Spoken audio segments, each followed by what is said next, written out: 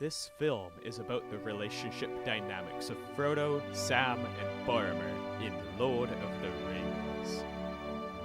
Frodo and Sam have a friendship of great virtue. Sam is always there for Frodo, while Boromir struggles with deep relational wounds. As long since we had any hope. And this causes his dark and aggressive behavior towards Frodo. Frodo Baggins. Samwise Gamgee. And Boromir of Gondor. Has been reclaimed for Gondor! This film is going to compare and contrast the virtues of Sam versus the aggressive Mask of Boromir with their relationship with Frodo. So our story starts in the peaceful Shire, filled with hobbits, a people who thrive on friendship, food, and ale. Our main protagonist is Frodo Baggins, who lives with his uncle Bilbo.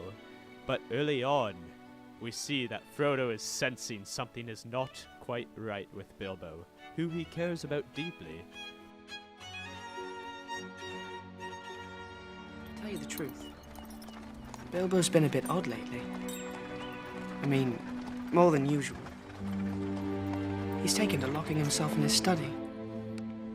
He spends hours and hours poring over old maps when he thinks I'm not looking. But worse off, we have the loving Frodo expecting to celebrate his uncle's 111th birthday. But instead, he is betrayed. I regret to announce this is the end. I'm going now. I bid you all a very fond farewell. Goodbye. Imagine if you had just witnessed your uncle vanish before your eyes. This disappearance shocks and wounds Frodo deeply. So this wound spawns a core belief within Frodo that other people are not to be trusted and that he should do everything alone. This wound festers and grows so that Frodo becomes an avoider, as we see when he leaves the Fellowship of the Ring. But not all hope is lost for Frodo, because he has a friend of the most virtuous caliber. This is Sam.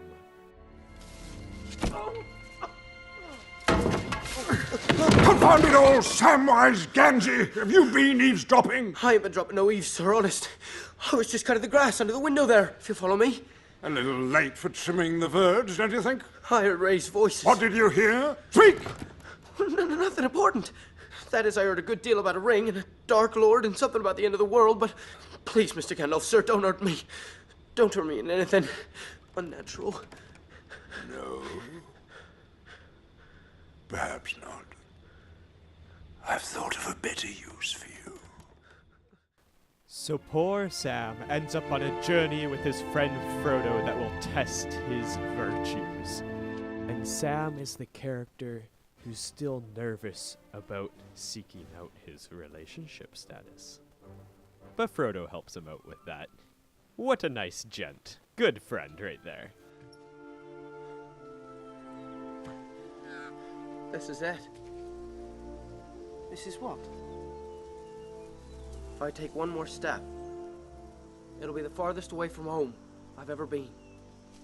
But the virtuous friendship that Sam has with Frodo keeps him going.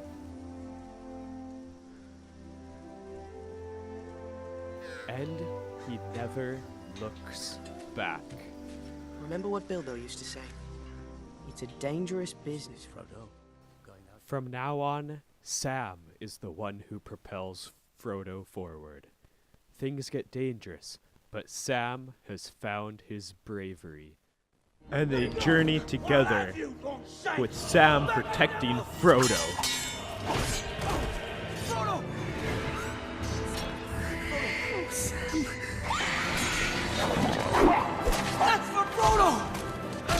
The Shire!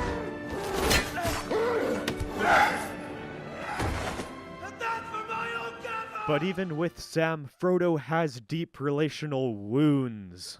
From Gandalf's death to Bilbo's betrayal and Boromir's aggressive behavior, that he is becoming an avoider. He believes that by fleeing, his problems will go away. So we have Sam as the perfect example of the heroic, virtuous character, and he's contrasted by Boromir, who is deeply wounded and struggling with his own problems. And Boromir's father, Denethor, is the main culprit of these problems. Oh, one moment of peace can he not give us that? Where is he? Where is Gondor's finest? Where is my firstborn? Father! Boromir's father is the biggest perfectionist. They say you vanquished the enemy. And all of this pressure that Boromir faces causes him to become desperate to please his father and be strong for the entire kingdom. And this drives Boromir into becoming an aggressor. Ever the ring will seek to corrupt the hearts of lesser men, but you are strong, and our need is great. It is our blood which is being spilt, our people who are dying. Sauron is biding his time. He's massing fresh armies. He will return, and when he does, we will be powerless to stop him. You must go. Bring me back this mighty gift. No. My place is here with my people, not in Rivendell. Won't you deny your own father? There's need to go to Rivendell. Send me in his stead. This scene reeks of family conflict. Oh, I see. A chance for Faramir, Captain of Gondor, to show his quality. I think not. I trust this mission only to your brother, the one who will not fail me. Boromir's father has impossible expectations, and this lowers Boromir's self-worth because he feels if he cannot do everything perfectly, then he is a failure. Boromir has such great love. Remember today, little brother. But unfortunately, Boromir's wounds allow him to be corrupted, as he forms an aggressive nature towards those he has relationships with. And this is significant as he dumps this aggressive nature on Those Frodo. black gates are guarded by more than just orcs. There is evil there that does not sleep. And the great eye is ever watchful. It is a barren wasteland, riddled with fire and ash and dust. The very air you breathe is a poisonous fume. There are a few traits that are common in aggressors. First, they will speak the truth, no matter who could be hurt by it. Second, they always see their own opinion as right. But thirdly, they have this subconscious belief that anyone who disagrees with them is the enemy. An aggressor like Boromir's biggest problem is fear. Boromir, it is a strange fate that we should suffer so much fear and doubt over so small a thing. Such a little thing. Boromir! Give the ring to Frodo. He fears failure. He fears the death of his kingdom.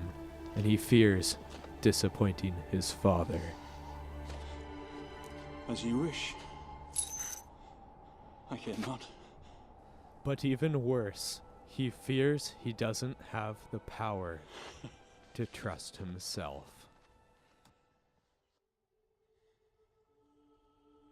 I heard a voice inside my head. She spoke of my father and the fall of Gondor.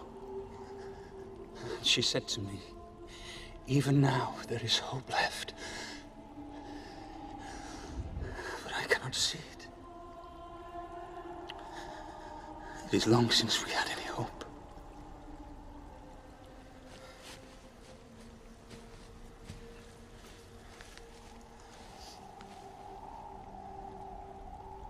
My father is a noble man, but his rule is failing.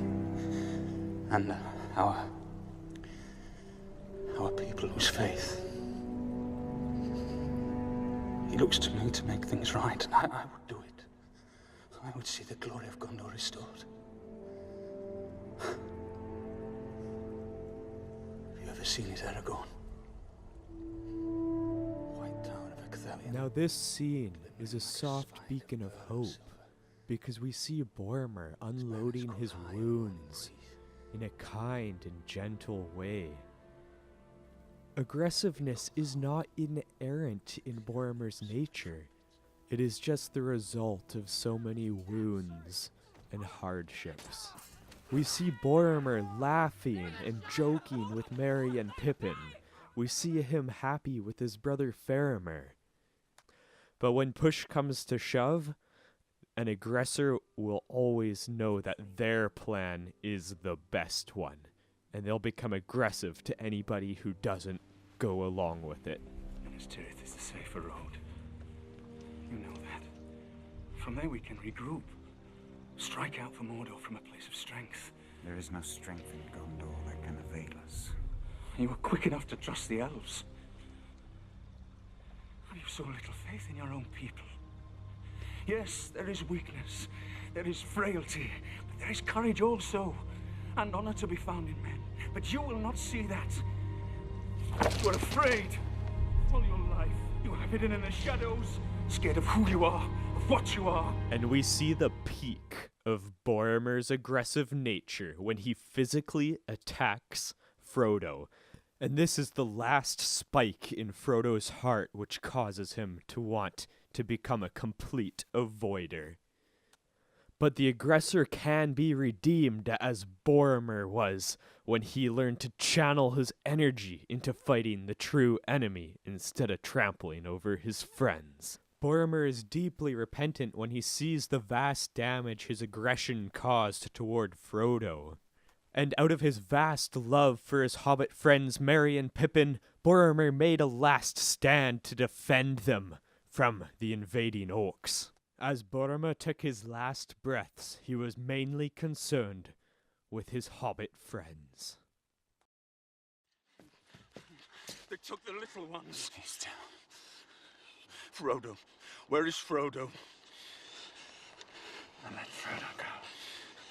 Then you did what I could not. I tried to take the ring from him. The ring is beyond our reach now. Forgive me. I did not see. I have failed you all. No, Boromir. You fought bravely. You have kept your honor. But the damage to Frodo's heart had been done. Frodo! Mr. Frodo! No, Sam. Go back, Sam! I'm going to Mordor alone. Of course you are. And I'm coming with you! You can't swim!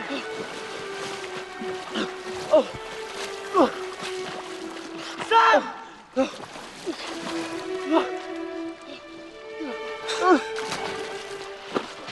Sam!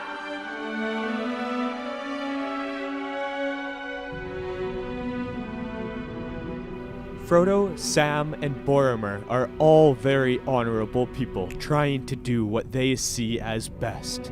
The main difference is that Frodo and Boromir both have deep wounds which cause them to react in negative ways. Frodo's response is to flee from other people, while Boromir's response is aggression. But Sam doesn't have these wounds, and his response is complete, virtuous character. I made a promise, Mr. Frodo. A promise. Don't you leave him, Samwise Gamgee. And I don't mean to. I don't mean to. Oh, Sam. And we see even here with the wounds that Boromir gave Frodo, he still has Sam, 100% committed to him on a covenant basis. Sam made a promise to be with Frodo. He made a promise to be his friend. Sam is an incredibly wise character also. It takes a lot of wisdom to understand Frodo's suffering and to be able to keep encouraging him.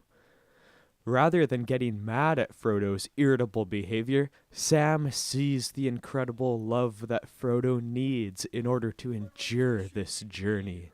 Sam made it his duty to encourage Frodo unconditionally. Sam's role is to love Frodo. Simply love him.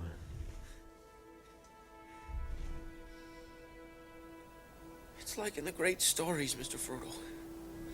The ones that really mattered. Full of darkness and danger they were. And sometimes you didn't want to know the end. Because how could the end be happy? How could the world go back to the way it was when so much bad had happened?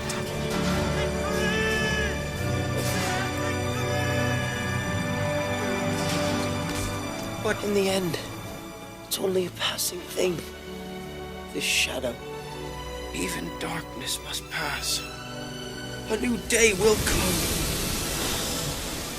And when the sun shines, it'll shine out the clearer. Those were the stories that stayed with you. That meant something. Even if you were too small to understand why. But I think, Mr. Frodo, I do understand. I know now. Folk in those stories had lots of chances of turning back, only they didn't. They kept going.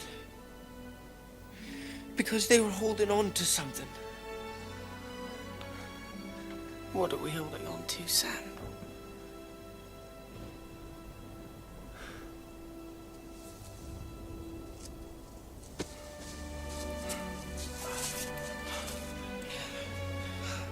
There's some good in this world, Mr. Frodo. And it's worth fighting for.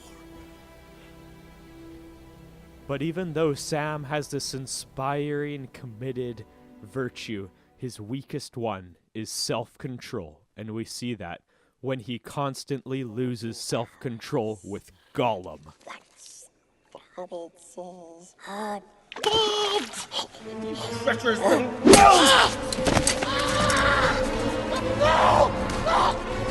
My son! Leave him alone! I heard it from his own mouth. He means to murder us! Never! Smeagol wouldn't hurt And the demise of Sam's self-control causes a huge rift between Frodo and Sam after Gollum successfully manipulates Frodo.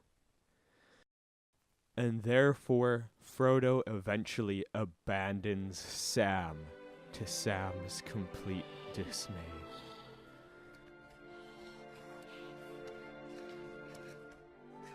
But the virtues of Sam endure, and he comes back to save Frodo. Let him go, you filth. And we will conclude by showing the honor Sam has for Frodo, with his immense will to work as hard as necessary to help Frodo. When Sam's soft words of encouragement are not enough, Sam is willing to do anything to help Frodo. And this springs out of his virtues, the perfect friendship.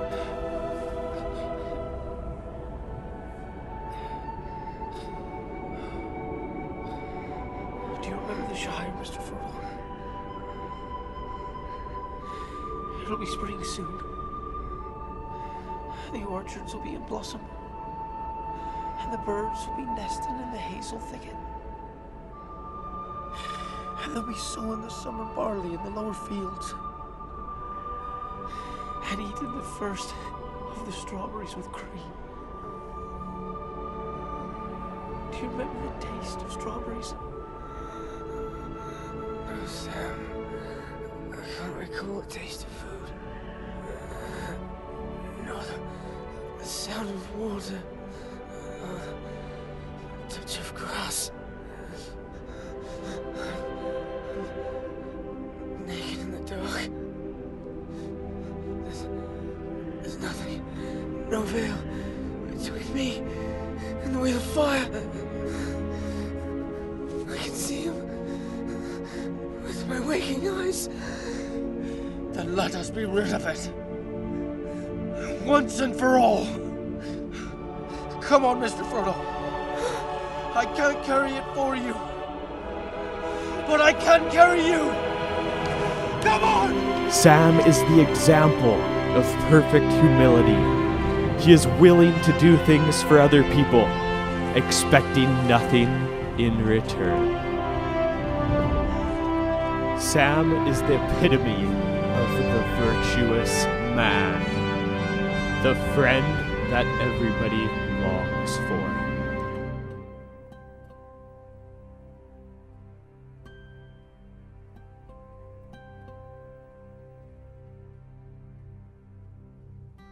Lay down your sweet and weary head. Night is falling. You've come to journey's end.